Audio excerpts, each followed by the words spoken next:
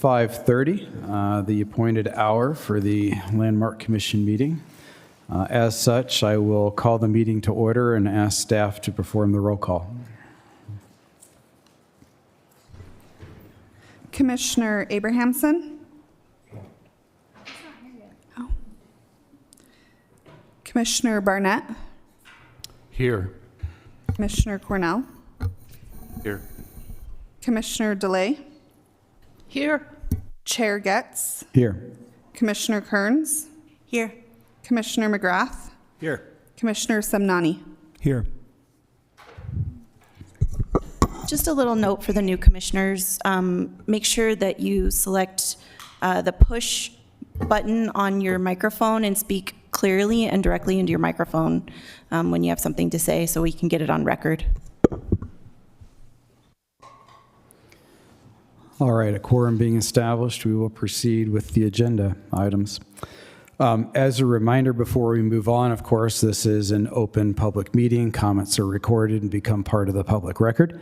When, as we were just reminded, if you are presenting, please remember to state your name and be sure to speak into the microphone. If you can hear yourself in the background, that means we can hear you as well, but that helps everything be recorded appropriately. Finally, if you do have a comment on an agenda item today, there are comment cards outside that you can fill out and deliver to a member of the staff or the commission. Or, of course, we will call for public comments on each item as we proceed through the agenda. In terms of report of the chair, I just have one item that's been brought to my attention. On February 11th, 2026 at 11:30 a.m., there will be a celebration of the listing of Abravanel Hall on the National Register of Historic Places. Additional information, of course, can be found online for that. Do you have anything to report as the vice chair? No, I do not. All right. Does the director or staff have anything to report? No, thank you. All right. Seeing none, we will proceed into approval of the minutes. With that, the minutes for the prior meeting of the Landmark Commission have been distributed. Do I have a motion to approve the minutes as distributed? I will make that motion. All right. I have a motion. Do I have a second? Second. All right. We'll proceed to a roll call vote. Commissioner Barnett, Aye. Commissioner DeLay, Abstain. Commissioner Kearns, Aye. Commissioner McGrath, Aye. Commissioner Somnani. Aye. Commissioner White is not with us today. I will vote yes. I'm sorry, Commissioner Cornell. Abstain. All right, thank you. And I will vote yes. So the minutes are adopted. With that, we will move directly into our public hearing items. We have one item on the agenda for the public hearing session today, and that is the modification to the Kenny House new construction at 563 North Center Street. The staff contact is Seth Rios, who will provide the presentation. The case number, for the record, PLNHL C2023-00629.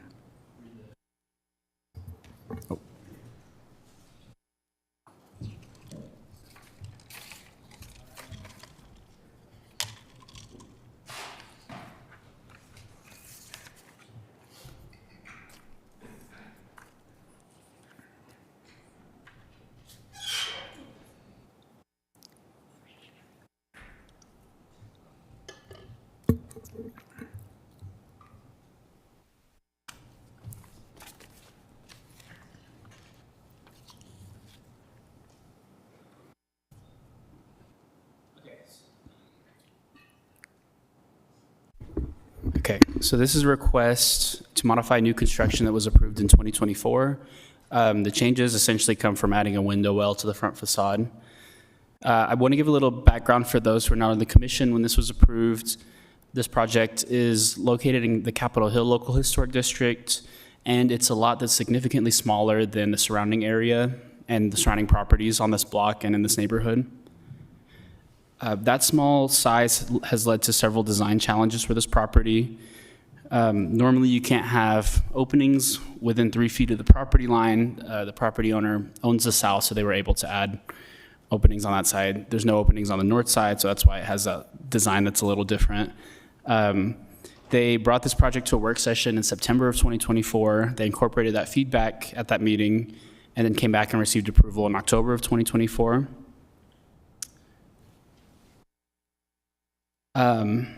One of the conditions of approval in the 2024 approval gives planning staff the authority to approve final design details. And so since that 2024 meeting, they modified the request to add a one-car parking garage to this building. Staff approved this change administratively. It is pretty far back from the property line, about 40 feet. It didn't change the footprint or the massing or the general design of the building, so we authorized that change. That brings me to the modification request of today. Today we're only looking at the changes to the front facade, and these changes have to be reviewed by HLC. It's kind of beyond the scope of what planning staff was authorized to allow in a 2024 approval. So adding this one-car garage to the back of the building changed the interior building configuration. And so now the back half of the basement is unexcavated, and the building is built to the property lines already because it's such a small lot. Building code requires a window well for egress in the basement, and with the way that it's built out to the property lines, that leaves only location for the front of the house. And so this proposal rearranges the front entrance and openings to accommodate this window well. What it does not change is the building footprint, the setbacks, the materials, the size of the windows and doors, and it doesn't change the window reveal depth. The memo contains a reevaluation of the new construction standards, but ultimately it didn't really bring any huge changes to the design. and the proposal continues to meet the new construction standards, so staff is recommending approval of the request. And that's all I have. All right, thank you. Do any members of the commission have questions for staff on the staff report? Commissioner McGrath. The design doesn't really cause me any heartburn relative to the one that was approved already, but I did Could have a you question. speak a little more? I did have a question on the window well that's now required. How far back is that from the public sidewalk, and how deep is that? And could that possibly require a new railing on the porch because of the depth from the porch? And if so, Yeah, I don't know off the top of my head how far back it is. It's like a couple feet, maybe, or a foot or so. From the sidewalk? Yeah, from the. But I did talk to a building code official about the railing or a railing, and he said building code would not require it, but they are in the building permit process. They are going to recommend covering it or with the grate that can be lifted normal force. So railing is not required, but something like a grate probably would be recommended by the building code official. okay. Okay. Any other questions for staff? All right, seeing none, the applicant does have 10 minutes to make a presentation if they so choose. You are more than welcome to if you'd like. Again, please state your name and be sure to speak into the microphone. I'm James Cox. I represent the building owner. We did not prepare a presentation because we want to be respectful of the commission's time. And so from our perspective, we think the modification is very minor, and we sort of addressed all the comments the first time around. So that's all I have to say unless there's any comments. All right. Thank you. With that, I will call for any public comments. If anyone has a public comment, please let me know. Seeing none, we will close the public comments. Seeing as there were none, we'll skip the applicant response, and we will move into our executive session to discuss amongst the commissioners. Does any commissioner have any comments or observations that they would like to make? I do. So the original design had the door in the center of the building, and now it's on the right-hand side. Why that change? I think it's strange.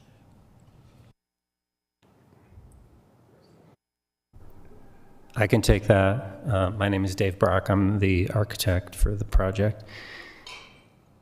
So the addition of the garage to the basement sort of had a cascading effect of the plan on the interior. With a house this skinny, we had to reconfigure everything. We had to put the living spaces on the third level now. And so it was really hard just from a architectural layout standpoint to maintain the entry on the center. So the short answer is it had to do with primarily the interior architectural layout. I actually think that the facade looks better now, just as with any project when we had a chance to kind of go back and re-examine everything a little more thoroughly for a second time. I think that not just the facade, but the street facade, but the south facade also improved. So I think that's the answer. Yeah. Thank you. Any other conversation amongst the commissioners, or in the absence of any further observations, do I have a motion? I'll make a motion regarding PLN HLC 2023-00629, Kinney House, new construction. Based on the information presented in discussion, I move that the commission approve new construction application as recommended by staff. Do I have a second? I second. We will move into a roll call vote. Commissioner Barnett. Aye. Commissioner DeLay. Aye. Commissioner Cornell. Aye. Commissioner Kearns. Aye. Commissioner McGrath. Aye. Commissioner Simnani. Aye. And I will vote aye as well. The approval passes unanimously. Thank you.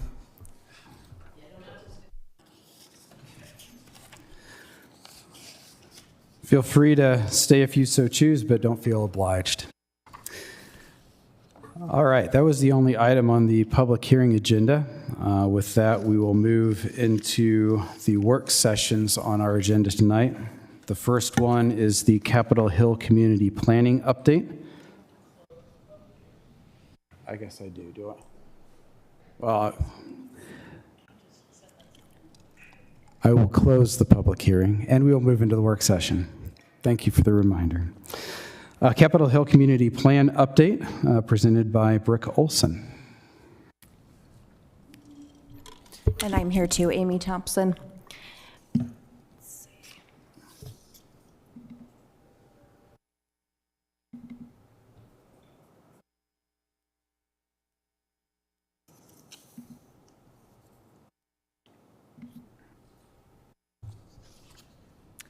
Okay, Brooke and I are here to present to the Commission about the Capitol Hill Community Plan update. The purpose of this briefing is to inform the Commission of the effort and listen to any feedback early on in the process. We will also share some highlights from the existing conditions report and discuss steps in the plan update process. So the current community plan was adopted in 2001. The intent is to develop a plan that's focused on land use, links the land use policies with other plans such as Plan Salt Lake and Housing SLC, various transportation plans and Reimagine Nature, and identify key items to implement the land use plan. The planning division envisions a plan that is easy to use, direct, can be implemented, and includes metrics to evaluate the effectiveness of the plan, and be set up to be updated on a more frequent basis instead of taking decades. So this slide highlights the role community plans play within the larger framework of our overarching citywide plans. Community plans build on policies and initiatives established in our citywide general plan, Plan Salt Lake. Because each neighborhood and community within Salt Lake City is unique, each community is going to contribute to the overall citywide vision in its own unique way. So the Historic Landmark Commission is being briefed on this community plan update because the Commission's authority applies to properties that are subject to the H Historic Preservation Overlay. So that includes properties that are in local historic districts, and properties that are individually listed landmark sites. So on this slide here, the individual local historic districts are the Capitol Hill District, which is the solid purple, and the western portion of the City Creek Local Historic District, which is in the solid orange. There are also 35 individually listed sites within the plan area. 29 of those are individually listed landmark sites. And then the eastern portion of the Northwest National Historic District is also within the plan boundaries. This slide outlines the general processing steps for plan updates. We are right in the thick of the first phase of public engagement. We've broken down the public engagement into 3 main phases. So right now we're within the opportunities and issues phase. We kicked off the first phase last year. As part of the initial engagement, we published an existing conditions report providing an overview of the Capitol Hill Community Plan demographics, land use, connectivity, open space, and historic and cultural assets. It serves as a snapshot in time to help establish a foundational understanding of the community's present state. So just some quick highlights from the existing conditions report, which is available online on the Capitol Hill Community Plan update page, as well as a link has been provided in the staff memo to the Commission. The Capitol Hill Plan is located north of downtown. It's generally bound by North Temple on the south, I-15 on the west, open space and City Creek Canyon on the east, and the city limits on the north. The area is approximately 7.25 square miles or 4,633 acres.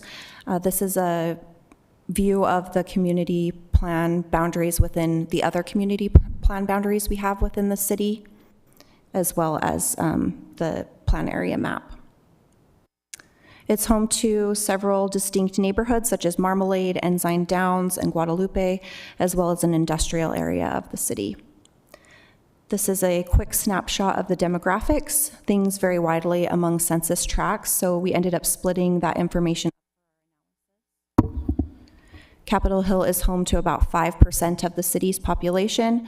A high percentage of the population has a college degree. Median income is fairly similar to the median income of Salt Lake City as a whole, with the exception of one census tract, which is the dark blue color there, predominantly the Ensign Down neighborhood. One interesting highlight here is the population that grew. Over 82% of that growth was in the Guadalupe area alone.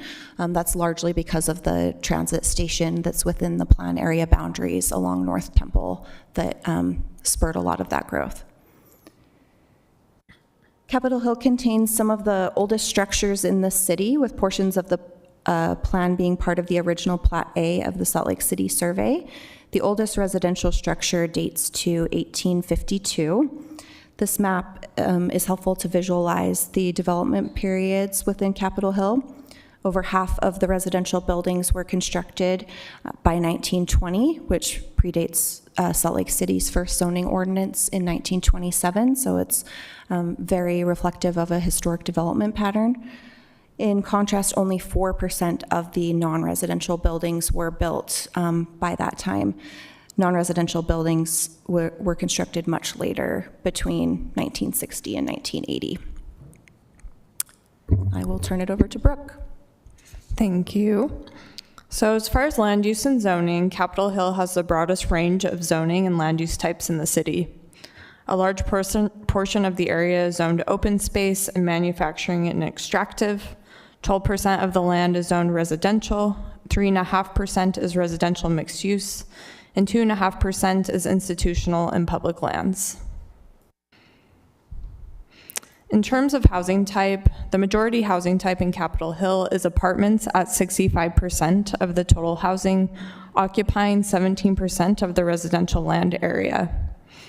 In contrast, single-family homes consist of 17% of the total housing and occupy 72.5% of the residential land area, while the remaining 18% is other housing types, including 9% condos, 5% duplexes, and 4% townhomes.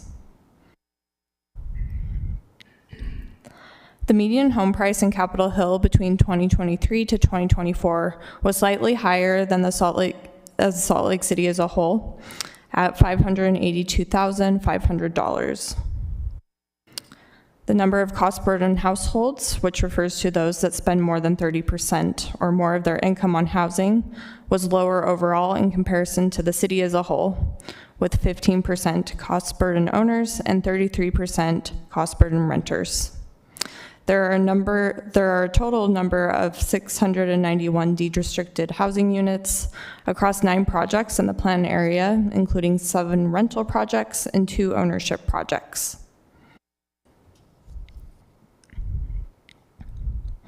This map shows the park's open space, trails, and recreation land uses, which occupy 22% of the planned area. 100% of households within Capitol Hill are within a 15-minute walk of a park or a trail. And some of the popular parks include Memory Grove and Ensign Peak, which is the main access point for the northern foothills. As far as transportation is concerned, daily traffic volumes are highest along I-15, Beck Street, North Temple, 300 West, Victory Road, 600 North, State Street, and Main Street. There is a range of transit options in Capitol Hill, including bus, light rail, and the FrontRunner commuter rail, North Temple Guadalupe Station. The bus routes mainly run along North Temple, 300 West near West High, and around the Capitol. In terms of frequency, the South Temple, State Street North, and 500 East bus routes are every 15 minutes, and several routes, including the U of U Davis County and Ogden Salt Lake Ogden Salt Lake Inner City, are every 30 minutes.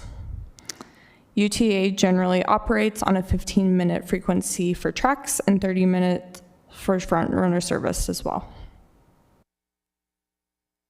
So we want to wrap this up with touching on the community engagement we've done so far and next steps. So we're currently in the first phase of engagement to inform the public about the plan update, the survey, and identify opportunities and issues. We've held 5 in-person events at JamFest, Ensign Peak Trailhead, Lee's Marketplace, Capitol Hill Community Council, and then we had an open house at Marmalade Library as well. We've had 2 stakeholder interviews, and in September, we published the project webpage and existing conditions report. And in early November, published the online survey, and we've received 50 responses so far. We've extended the first phase of engagement into the earlier months of the year due to the holidays, and we have scheduled several events through the month of February at various locations throughout the community. We had the open house at Marmalade Library on Monday. We also have additional events planned at Mountain West Cider, 801 Coffee Roasters, and Lee's Market at Fourth West. As far as timeline and next steps, we're currently working on identifying the opportunities and issues in phase 1. In spring 2026, we'll plan to work on the big ideas, which involves sharing initial engagement results, getting feedback on common themes, and drafting initiatives. And then in summer 2026, we'll work on the final vision phase, which includes publishing the draft report, attending meetings and public hearings to get feedback, and working to finalize the plan prior to adoption. So that concludes our presentation. Thank you for your time tonight, and we're happy to take any questions. All right, thank you. What questions do commissioners have for the staff?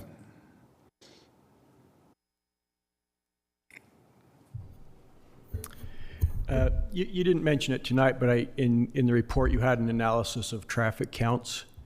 Has the growth in the area led to, have you done kind of a trend analysis of where the traffic counts are going, compared to 5 years, 10 years ago?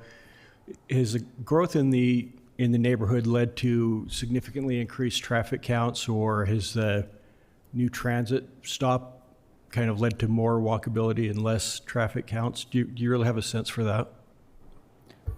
I think the traffic counts that we did were based on 5-year increments. I know the accident data was. That's something that we could follow up on, though. I'm not positive about that.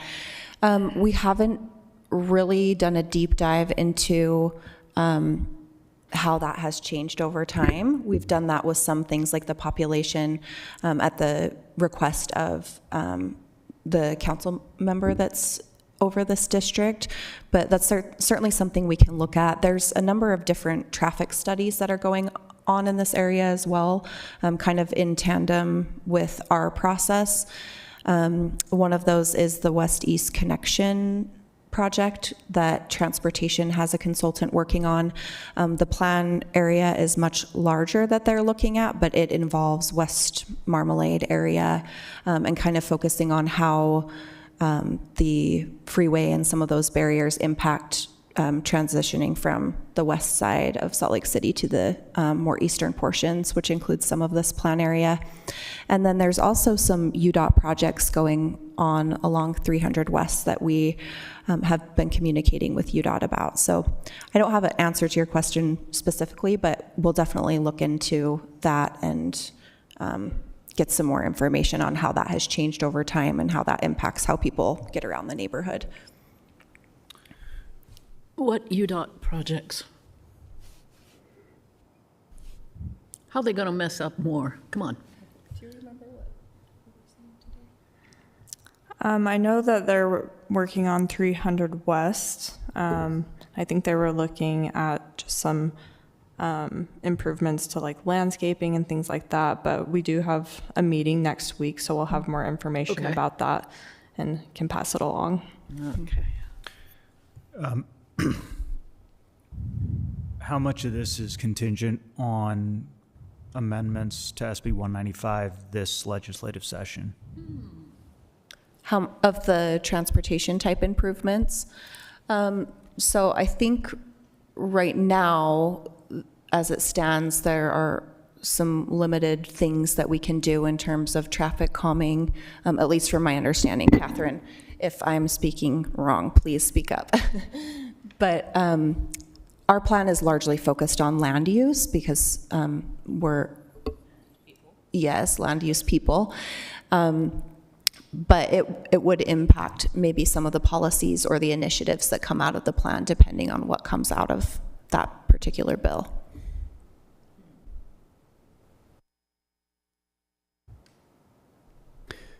Any other questions?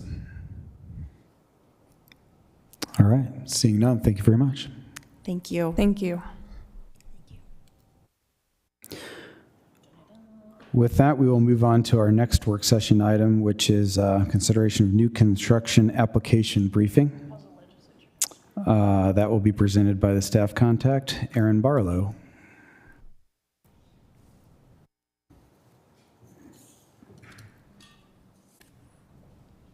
Let me get this pulled up and started real quick, and then we'll dive right in. My hope is when I put this to presentation mode, it will give me my notes. If not, I've got it written down here. Hooray. Okay, today we're going to discuss work sessions. So back late last year, the chair and vice chair asked planning staff to look into the work session process and kind of the issues that have come up with that as new applications have come in and there's been challenges or difficult outcomes. So we wanted to dive in and discuss this with you. So as we begin, this is a work session about work sessions. Essentially, like I said, we're going to talk about work sessions. And I've used that word so much now, talking to other staff people, writing it down, that it's starting to lose its meaning. So I apologize if I slip into insanity, but we'll keep moving forward. Okay, the first question is, why do we have work sessions? Before I give what we put down, I want to hear from you. What's the point of a work session?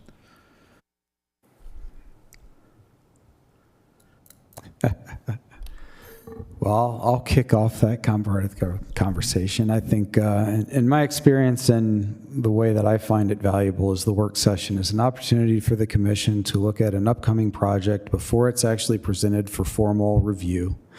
That allows us, in combination with staff and the applicant or potential applicant, understand what the objectives are, understand what the challenges are, provide information from our perspective of what will accelerate the process or assist the process in meeting the conditions and standards that are required in the historic district, so that when it does come up for a formal application, hopefully a number of those issues are resolved in advance. Yeah. If anyone else would like to add to that, feel free, please. Someone did their reading. Thank you. At least that's the objective. Yeah. So, we went over this. I went over this in the memo, but essentially, work sessions, they're to provide ownership to those outcomes for commissioners, staff, and the applicant. There's a hope that it improves project quality, work on that working relationship so there's less animosity between the three parties involved in the development process. Keep us informed in the process so we can know where a project is going, what's wrong with it, what needs to change, the issues that the applicant might have, like there. Typically, work sessions have functioned as when staff and the applicant disagree on some point, we bring it to you to sort of resolve that, and that's been the point. And then we want more predictability in the process, so when an applicant comes in, they know, like, if I'm following these rules or doing what I can to follow these standards, I can see approval in my future. And then reducing the amount of time it takes to review a project. So under the current process, the commission reviews those issues that are identified by staff or the applicant that they want to bring to you. Those plans that come to you are usually fully baked. They have the full building shape, the materials, the landscaping, everything's there. And then the commission, their feedback is if you do these things, we're likely to see approval as long as you're meeting the rest of the standards. And then the staff will provide that summary to the applicant, and we record that to ensure consistency in commission feedback, outcomes, and decisions. So under that current process, what are some of the pros and cons you can think of? What's beneficial under our current process? Or if you want to be negative, what's the con as well? I'll take those as well. You want to say something, Emily? Well, I think it's cumbersome to the applicant. Could you I think that by Emily, the time. can you speak into that? I think it can be cumbersome to the applicant. I also think that by the time it reaches the commission, it is kind of too late for our input. It's already a done deal. And so. Yeah.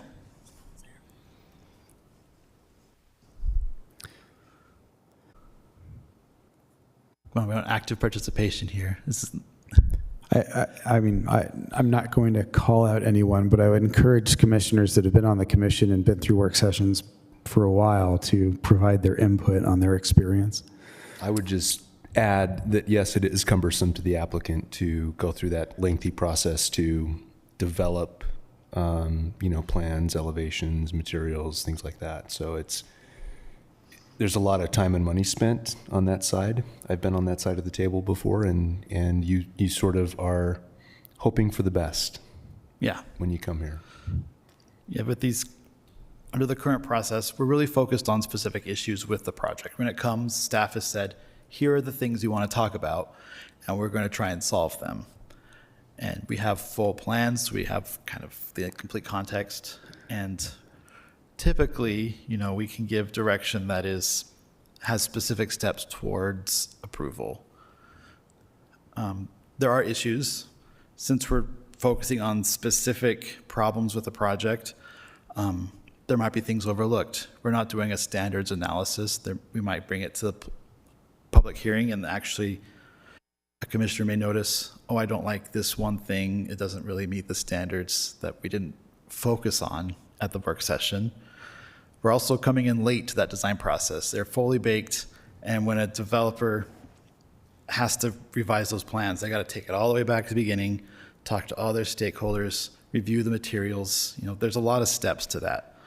And then, like I said, we're not reviewing the standards. So we did some homework. I just want to say, I didn't get a chance to talk about, one of the cons, I think, is sometimes the work sessions become really unfocused. And it's so easy that, for all of us to throw out our 2 cents about what would make this a better project that, I don't know, in a lot of cases are completely irrelevant to whether it's like what I think personally. I'm like, well, if I were designing this, I would do it this way. But it's irrelevant to whether in the end we will approve it or not. Would it help if staff, let's say someone does make a comment, then to ask, well, what standard are you looking at with that standard? Like what standard are you looking at with that comment? I think that kind of thing would help. I also think that it puts the applicants in the position of well, they've got to, they then feel like they need to please some individual commissioners in order to get approval for their plan, even though it has nothing to do with the standards that we're supposed to be judging things on. And I'm not sure what the solution is to that. But that's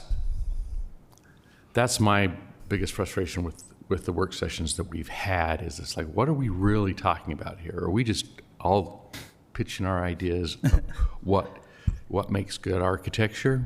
Or are we really talking about what needs to happen with this plan to make it cross the finish line and be satisfactory according to the design standards? Yeah, it's a pass-fail, not a B, C grade, and we're getting that C+ is sometimes good enough for a project. Just because we're not happy with specific details, it still meets the standards. And I think you hit the nail on the head there, because we're not analyzing the standards in the work session, right? So it's not focused enough, and we're not analyzing the standards, and we're not flagging up all of the issues. That's why I think the result is not all the issues are getting covered. You're not sure as a commission what the biggest red flags are to focus on that particular standard or issue, et cetera, et cetera. And we're trying to improve on that. Yeah, and then I think the applicant runs the risk of coming back with a final proposal for approval. Yes. And then we run up against something that actually is related to the standards that they haven't met. Yes, exactly, exactly. And that feels pretty unfair, I think, in the development community. I would and agree. Rightly so. So I'm not, like I said, I'm not sure what the solution is to that, but if we can somehow kind of corral that in, I think that would make the work sessions much more productive for everybody involved. Well, Mr. Barlow has some ideas for you, Commissioner. Yeah, so this is the homework I've kind of been trying to do before this meeting, going and looking how other cities handle this. We're looking at cities that have a lot of historic preservation projects in them. These are, in the South, there's a lot of those. So Savannah and Charleston had some great examples that we'll look at. Obviously, Park City is another one that has a very robust historic preservation program. So the first recommendation that we've brought up is the idea of conceptual or preliminary review and bringing that into the process. So what is conceptual review? It's sort of we're reviewing a project for its form, its shape, the overall, how it sits in the space before we start going into materials and other specific details of a project. So how this would look in practice, there would be a work session with conceptual review. The developer would take those comments, revise the project, and update the plans accordingly, and then add the additional design materials. And we go to the public hearing, which would be the design detail review, which, we've already covered. These standards have to have form. Now we can cover those standards that have to do with materials and landscaping and other details. And then the commission can provide the decision at that point. Things that are submitted for a conceptual review, they're plans that show, height, massing, what's listed here, roof form. We want openings. I say no hardware there, but there might be some examples where you might want to see the muntins or railings or awnings or something. So let's see. So does this look like something that, think about this while we're going through there, is conceptual review something that might help in this process? So I'm assuming Steve talked about the burden is on the applicant to come with this, pretty fully formed presentation of a project. The idea here is then they come with just with basic concept. They don't have to have all finished drawings. So it's less of a burden on the applicant to begin with. Yes. So that's one plus for this. Okay. Because they have to submit a full plan, like a complete land use application, full submittal requirements, and that's, as you know, it's quite expensive. And determining those materials, by the time, you bring something to the HLC, they say, oh, we don't like these materials, try something else. Or even if there's a material we approve, all that time, suddenly that material's on back order when they get to the building permit. And now you're having to scramble to find, well, they don't have this specific, item number, and I have to get something a little bit different. Is that still okay? And then staff looks at that, and sometimes we're able to answer, and other times we're like, I don't know the difference between a fiber cement and a composite stucco or something, all these different types of materials that are used in modern construction. So this is just an example of one conceptual review. This is in Charleston. This was a development where they were building these apartments, and this was the initial submittal, and it has things like railings and awnings, but that may not be necessary. It depends on your opinion of what the commission sort of thinks. It's just an idea of how it's going to fit into the space. And you can kind of already see some issues with this proposal here where it's kind of rubbing up against an existing building or affecting the form of the block. So with conceptual review, staff would provide an analysis, a preliminary analysis of those standards that have to do with form. Those kind of standards 1 through 5, but not 3 of new construction. For major alterations, it's a select few as well, 1, 2, 3, 4, 8, and 9. The later standards will be reviewed later on. That's 3B, that's landscaping, 6, which is windows, or materials, 7 is windows, 8 is signs, things like that.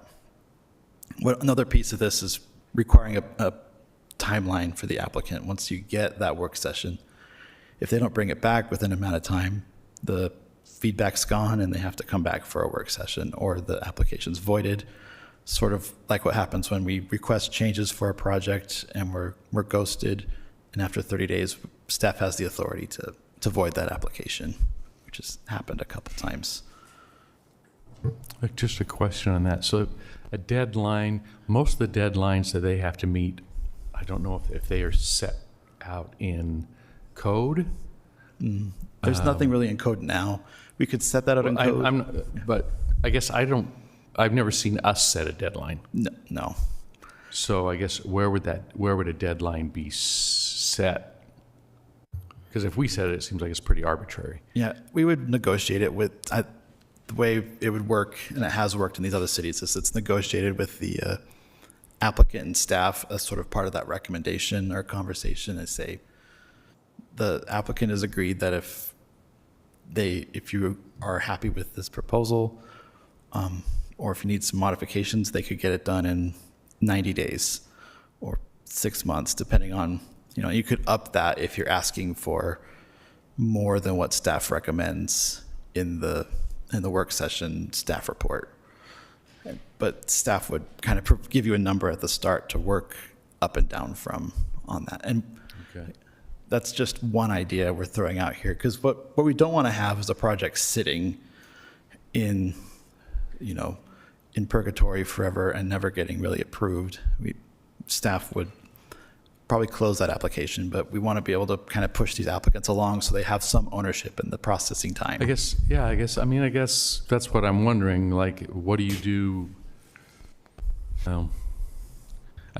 We run across where people come back and ask for an extension, and that's all set out that they have a year. After a year, they have to come back and reapply. And those are approvals, like official approvals. Yeah. And this is a little different than like processing an application. We're in the decision-making process versus you grant that approval, it lasts for a year, and you need to renew that.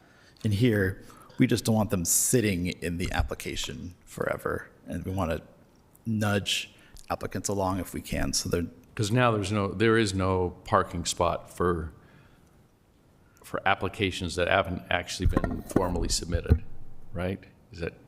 Yeah, no. And here we're creating a parking space for these like preliminary reviews that hasn't existed before. We want to bring the commission earlier into the design process. And so we don't want those just hanging out there indefinitely. No. So with design detail application, we're incorporating the work session comments, bringing in the materials, talking about the reveal, like how deep the window is, what the function of that window is. Is it a casement? Is it a double hung? Things like that. And, exterior things, landscaping, materials. And I guess one question is, does the commission prefer physical examples of materials when someone comes in with a project, or is sometimes? And what sort of materials would that be, like brick usually, or hardy board? I remember when hardy board sort of got invented or whatever, and we weren't clear on what that was. We've had people come in that had matte finishes versus shiny finishes. They've brought in faux wood-looking things for windows so they could avoid the vinyl no-nos. Yeah, I think we like them. Oh, cool. Yeah.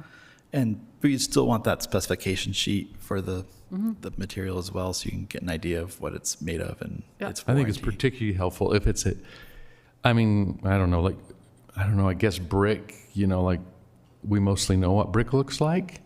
And a picture would probably suffice. But if it's a material that's a newer material that may not be common enough for everybody to be really familiar with, then having an example so that we know really what we're talking about is We had very a helpful. hearing for that poor couple that bought the home up in Capitol Hill, and the previous owners, flippers, had painted the brushed brick. I worked on that. And I recall there was someone that didn't know what brushed brick was, so that's an example of, what is that stuff? Yeah. That's, yeah. Yeah. I mean, in some communities, once you get to, well, at every submittal, or when they have a two-tiered type of review process that Erin's talking about, they do have a physical. Michaela, I don't palette- think your mic is palette on. board. Is your It's mic on? I know, Babs, you gotta always tell me. I'll repeat that. In some communities, they require like a physical palette board, right? Like when you hire an interior designer and they put, the couch material next to the rug and next to this, but you also get to see it. Yeah. Pardon? Babs, you need to be a little closer Right. too. Babs, the microphone, Babs, can you speak into that? You can hold it if you'd like. Just hold it in your Part of my question there is, I mean, it would be wonderful to be able to see the materials in every case. How much of a burden is that on the applicant? Are the applicants going to have those in their possession anyway as part of their design process? Are they going to have samples of their that they can just bring with them, and all we're asking them is to bring them? I mean, I've never had an issue when I've asked for a physical sample if there's a design team. I mean, I'm sure you're probably not going to ask for just a piece of flat hardy board for a single family or anything like that. But yeah, absolutely. I've never had an issue. That's what I'd wonder is Seem to be an issue. I don't know. in the design process, they've got to be Commissioner looking at Cornell, samples do you to think make a that's an issue? selection. So they have access to samples. They'd have access to samples. So it's not a huge burden to ask them to do that, I wouldn't think. Although Steve could talk to that better than I. No, I don't think it's a huge burden to ask. I mean, it depends on the project size, obviously. A larger project is going to have those types of things on hand. Yeah, the little guy is not. So, so I think it's an issue of scale. Yeah, like I wonder about the project that we just reviewed again today. Is that a project that are they going to have samples that they can show us the materials that they're talking about? Because I can't remember. Maybe they did when they the initial. Yeah, I for something like that, I think they would likely have samples of the key materials. Maybe not everything, but certainly the things that would be the majority of the exterior facade or whatever the case might be that we'd be particularly concerned about. Well, especially with like new construction where, we're looking at like the design we looked at today. It's very clearly new construction, a new modern look. Well, what are these materials and how are those materials going to feel in that neighborhood? So yeah, I like that. Here's that example again of what this process kind of looks like. You can see before this was a conceptual plan on the left. It's still, a little rough. It's that pencil drawing, get an idea of how it's looking. And then at the end, this plan would have specific call outs for the types of materials, how the windows fit into there. You can see that they changed part of the form of the building to accommodate that smaller building on the left of it. If we go back to that image, this is the kind of thing that we want to have happen in the process, is where they come in with something that an architect can probably throw together a lot faster and without having to dive into every little detail, and bring it to us so that we can tell them you're on the right track or you're not. And that's the hope here, at least.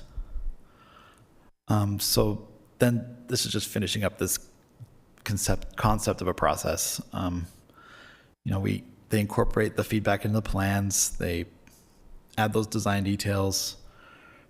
Staff does review it, and before we take it to the HLC, we would be going back and forth with them. We wouldn't just bring something that's like, okay, here's what they did. No, we'd still review it according to the standards and make sure we have something that is approvable, unless, they want to push us on timelines, then we might recommend denial. And then once you've looked at it, you're issuing that final decision. You're reviewing only for the materials. One piece that I think that issue that may come up is you bring a project that's been modified according to the commission's feedback at the work session, and we have this new form. Having a comment from the commission that says, well, actually, looking back at standards 2 or 3, where we're looking at form again, I don't like X or Y. That kind of gives the HLC ownership, saying, okay, we're the ones slowing this down. It's no one but the commissioners slowing down the process at that point, because everyone else has worked up to that point. And I think that's probably the biggest challenge there. Do you have any other thoughts on this idea of conceptual review, or do you kind of understand how it's working? Yeah, I do. It sounds like there's a push to go away from the way that we're doing things now. Is that right?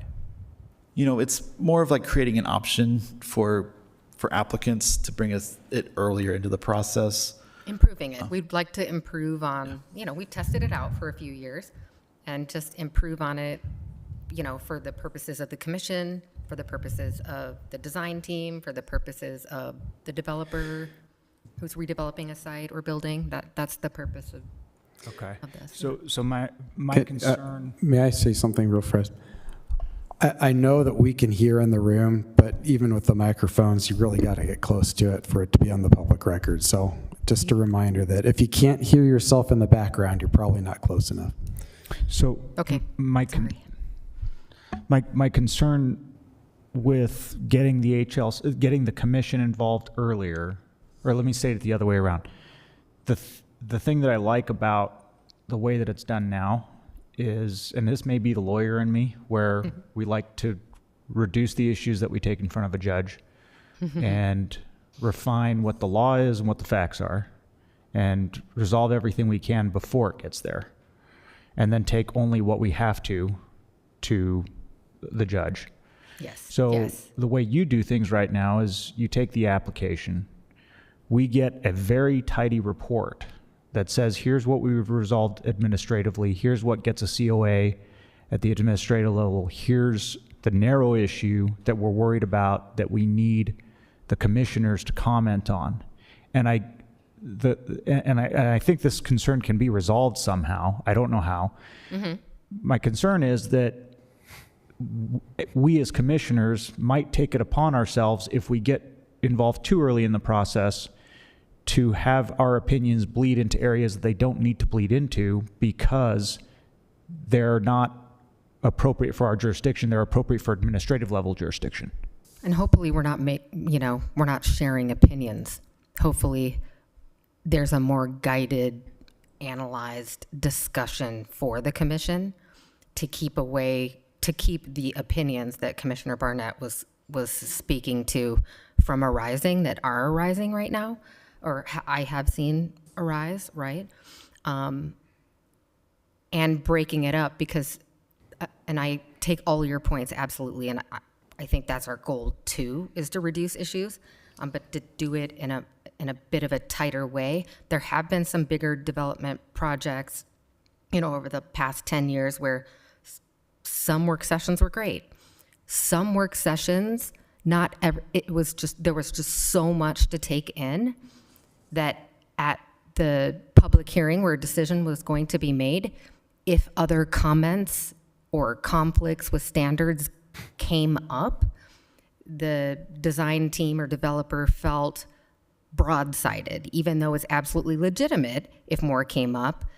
and felt a bit wronged, like that never came up. Like there's just so much when there's a demolition, new construction, fire lanes, historic neighborhoods, sometimes where just one work session isn't enough for the whole commission to take it all in and all the details in and the zoning in and the context.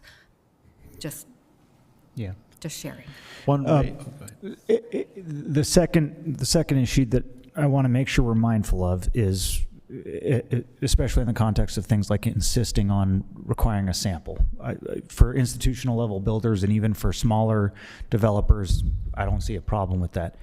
I do see a young couple who just bought their first house. They didn't know what they were getting into. They want to make some changes and they barely have any money to do it, and they want to do it right. We want to encourage them to preserve their house right. Sure. But if we get into a scenario where we're burdening people and discouraging them from spending money to preserve their homes, that's where I have a concern, just to be mindful of as well. Yes, we're thinking only like larger new development type of projects. Absolutely, we share that concern. We wouldn't be all of a sudden requiring pallet boards for new additions or anything like that, unless it was some brand new kooky material and we were worried about how shiny it was next to your sandstone. We try and help the little people, but I recall the work sessions in building City Creek were 11 to 13 months worth. Yeah. That was before my time. That was before my time, Commissioner.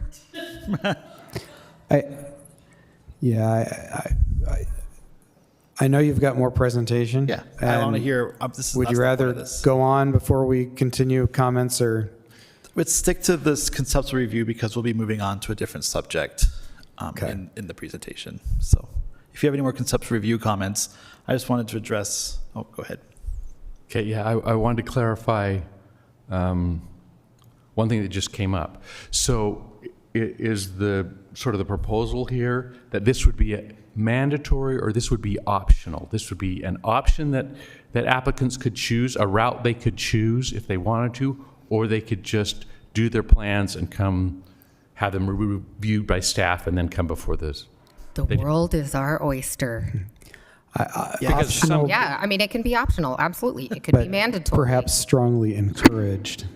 Yeah, I mean, I guess I can't remember if it was Savannah or Charleston, like it was like mandatory, but there was one that was, I don't know. Yeah, So- they were much more mandatory and structured, and they had separate approvals.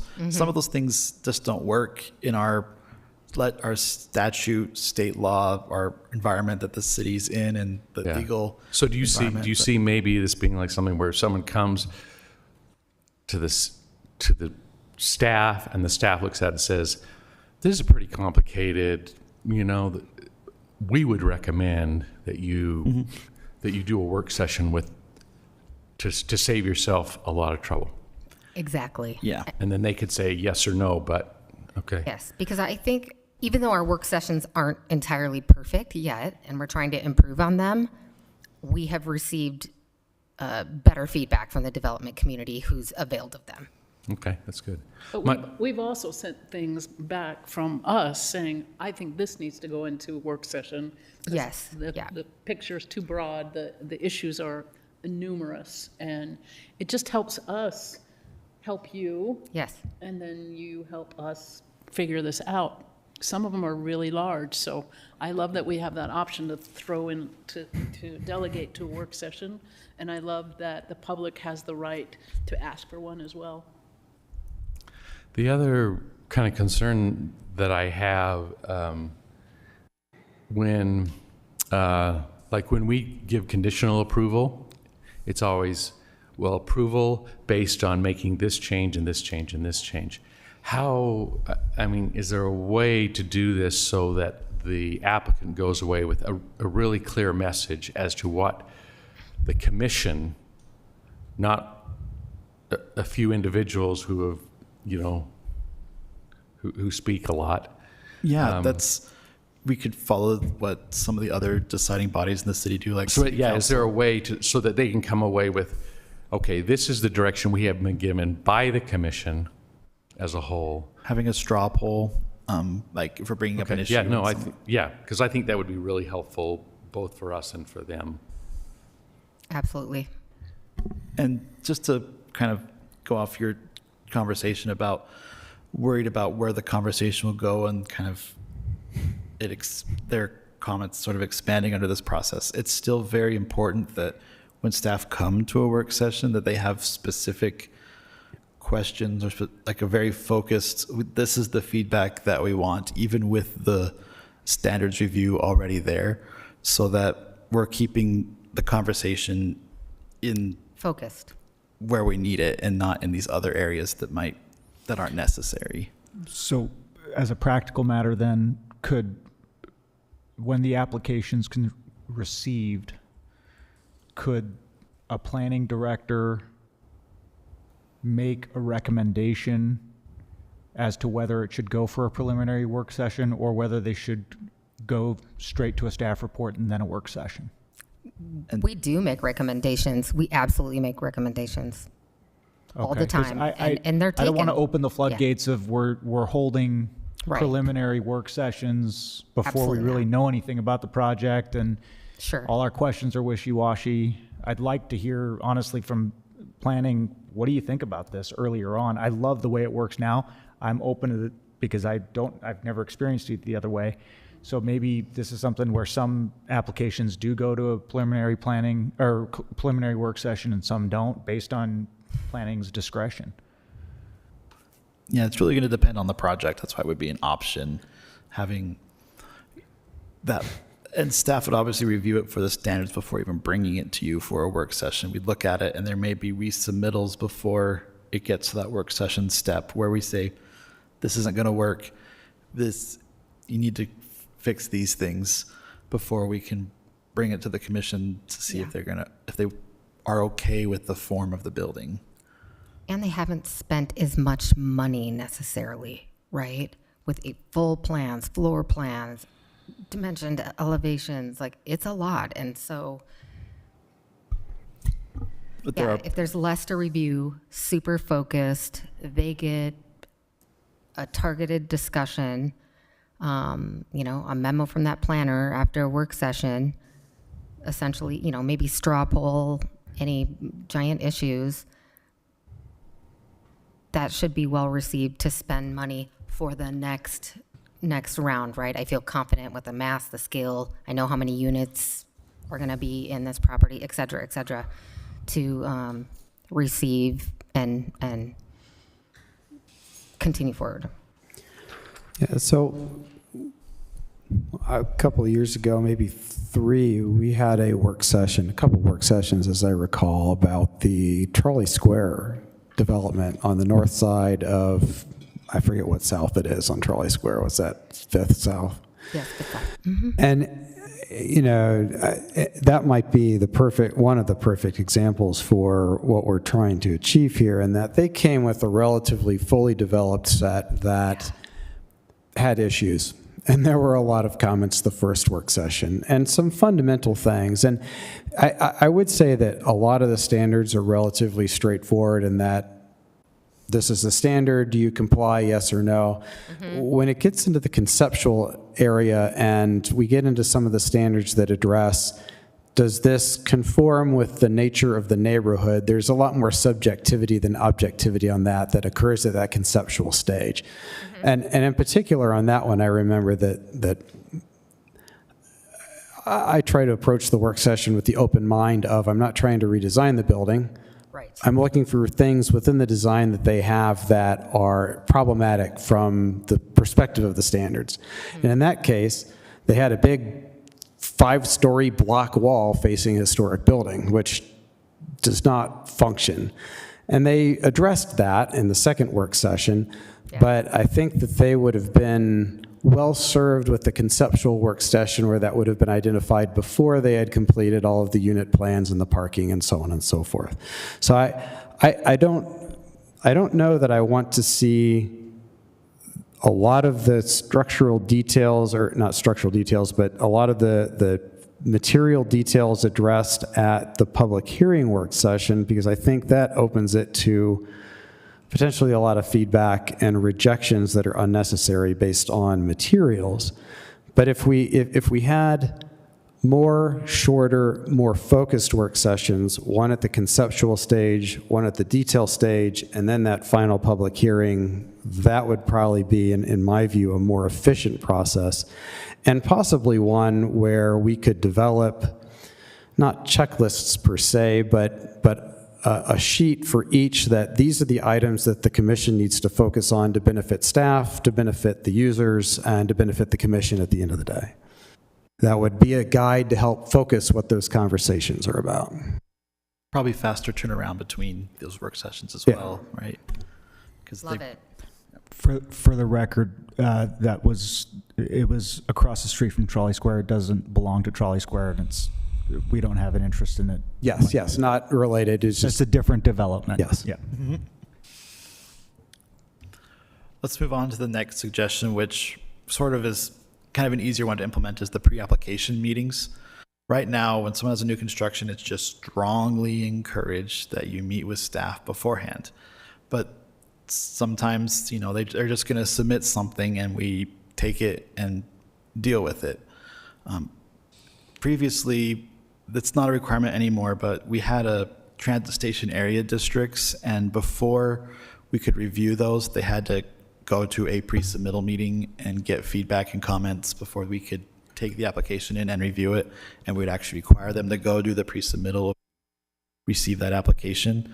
So the idea here would be applicants come in with these, maybe it's even more conceptual, maybe it's the property history, what is the shape of the building, and then staff can say, you're in the right direction, or you need to modify these things, or you haven't thought about this issue on this site. There is a historic, whatever, each project's different. We could also talk about project timeline expectations to them, so they have a more clear picture of where things are going from submittal to decision.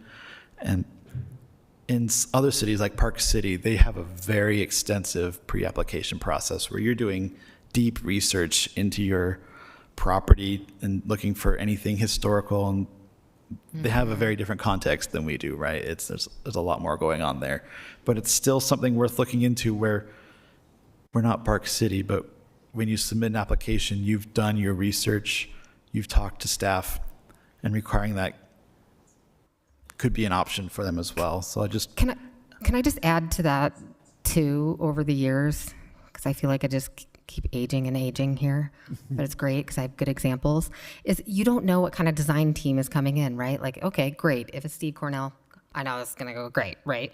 HKS, yeah. I'm not going to name everyone in town. There are other folks in town that are great too, but sometimes they don't hire the best design team,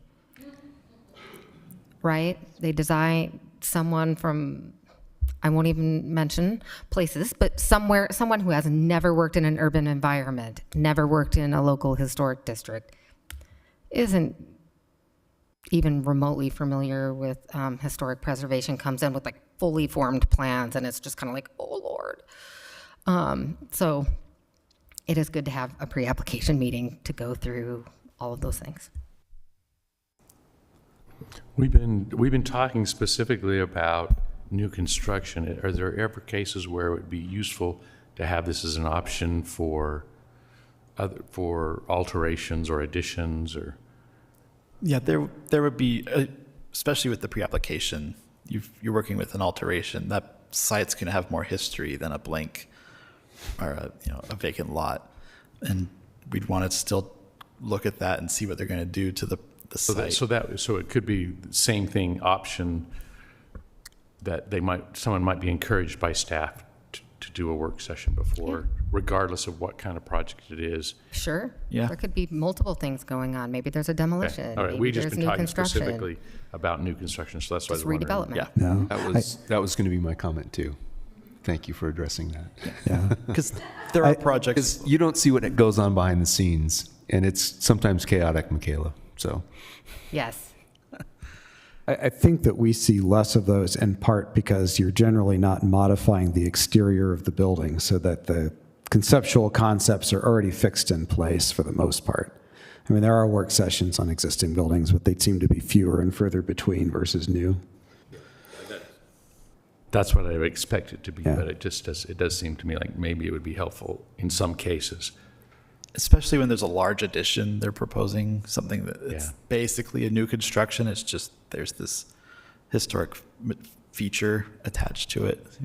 And I mean, there gets to be a point where an addition is too big for the project, but there are examples where these additions have sort of, I'm trying to think like the Elks building or the Madeline School, these sites that have a lot of history and would be reviewed under a modification and major alteration standards, but in all function, it's very similar to a new construction. So yeah, it's an option for all of the applications. But Elks was a good example. So yeah, like I said, staff would then provide the timeline,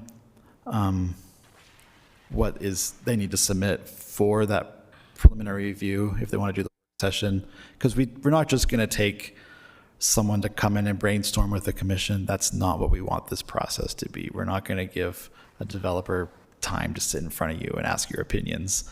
This is a time to look at a concrete project. There will be specific submittal requirements, and that's what we go through with them. And we, a lot of staff have been through a lot of applications, and they can say, we've seen this a lot, we've seen this a lot. You're already flagging things in the application so they can correct it ahead of time. Any other thoughts on a pre-application? Is that something you would like to see staff do more of with these historic preservation projects? I see 2 nods. Yeah. I think by breaking the process into smaller portions, it makes it more approachable for not just the commission staff, but the applicant too. And we're able to resolve issues when they're still small and new, before people invest a lot of their energy in the wrong direction. I think it also changes us from being like a regulatory, enforcement body to being a helpful part of the team. And that's, I think, where we would all like to stand as commissioners. Yeah, we want to get you into the project earlier if possible, if we can do that. Because we have a lot of experts. You're supposed to be an expert if you're on this board in one way or another, for the most part. We want your feedback and thoughts.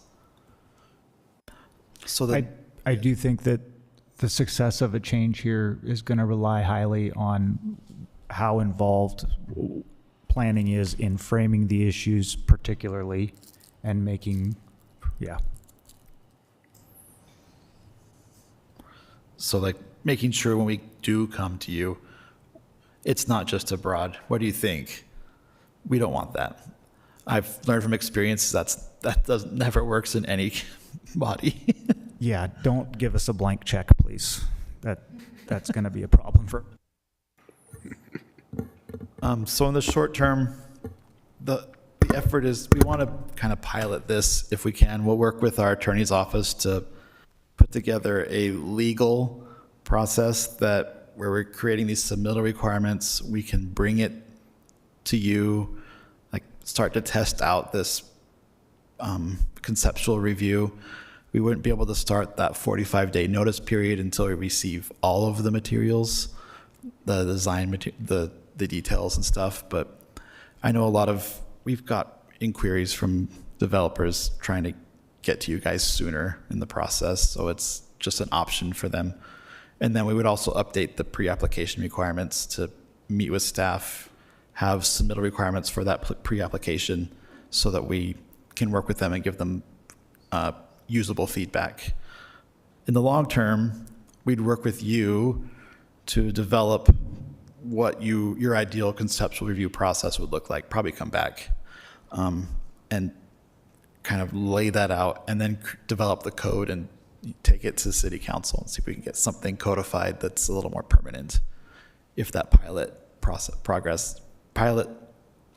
that we wanted the test works.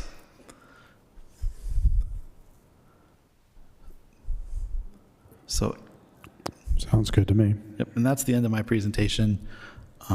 Any closing thoughts or feedback about work sessions or? Good job. Well, thank you.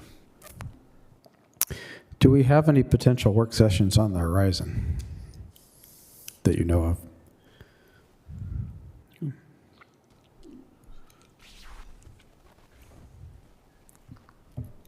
All right. Any other comments or questions on the work session process? All right. Seeing none, that concludes our agenda for today, and I will adjourn the meeting.